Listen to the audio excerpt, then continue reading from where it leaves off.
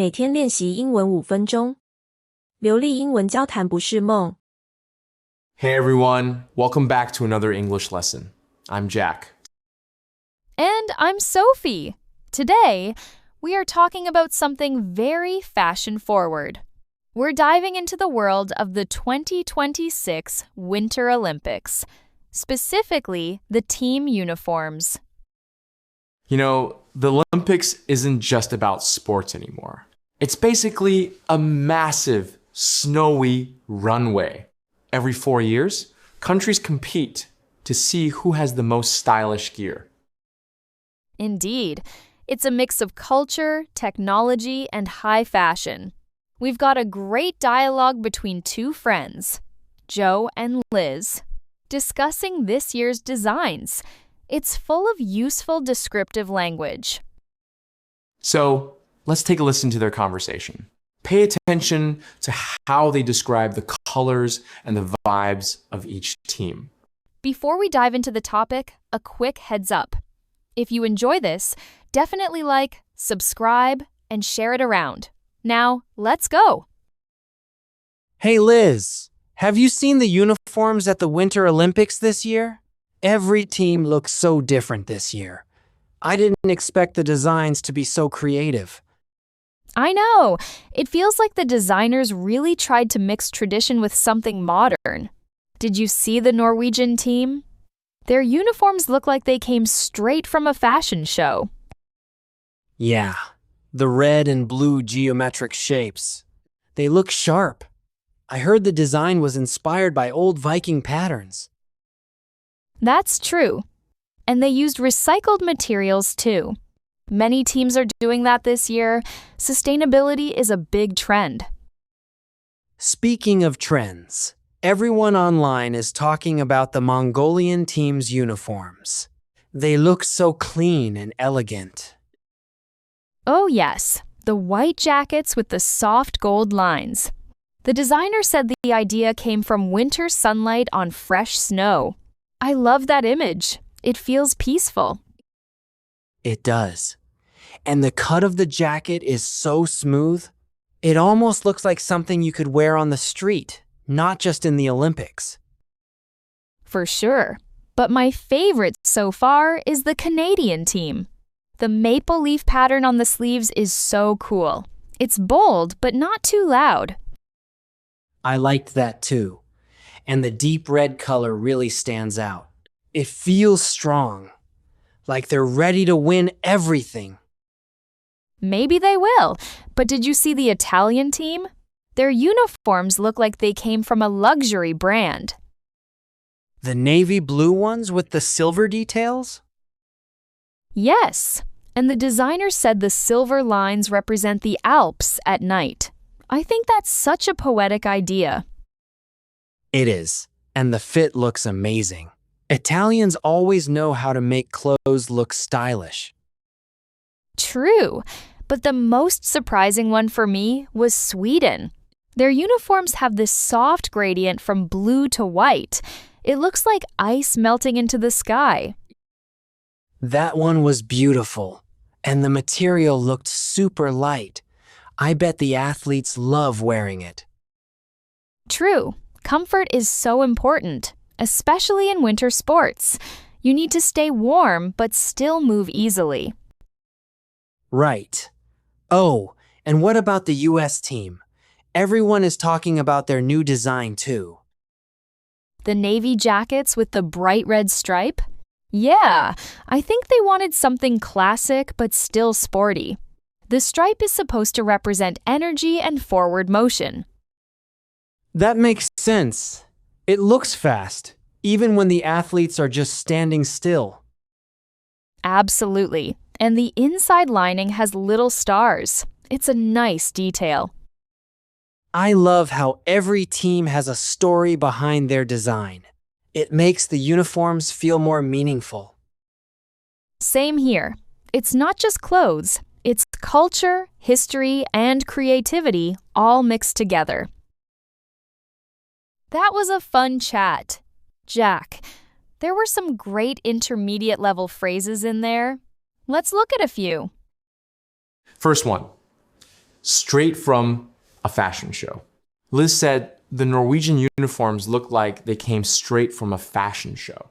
This is a great idiom to use when something looks very trendy or high-end. And I love Joe's phrase, bold but not too loud. In fashion, if something is loud, it means it's too bright or distracting. So, bold but not loud means it's strong and noticeable, but still tasteful. Another good one is clean and elegant. This is how they describe the Mongolian team. In design, clean usually means simple, without too many messy details. We also heard mixed tradition with something modern. This is the heart of Olympic design. You take something old, like a cultural pattern, and update it with new materials. Speaking of materials, did you catch recycled materials and sustainability? These are huge buzzwords right now. It means the clothes are made from things that were used before to help the planet.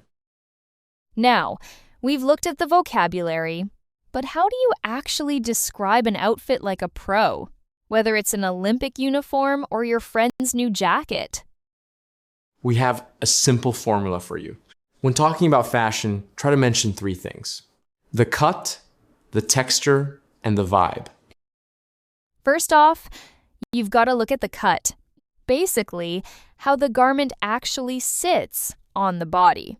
Remember how Joe said the cut of that jacket was so smooth?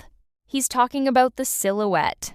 Is it oversized and baggy, or is it tailored to fit perfectly? You might even see a tapered cut where it gets narrower at the bottom, kind of like joggers. Totally. And once you've got the shape down, you look at the material. Joe mentioned it was lightweight and recycled, but you can get way more specific. You could call a fabric sheer if it's see-through, or rugged if it's tough, like denim. If you're talking about activewear, breathable is the go-to word. Oh, and I bet those Mongolian cashmere sweaters feel incredibly plush.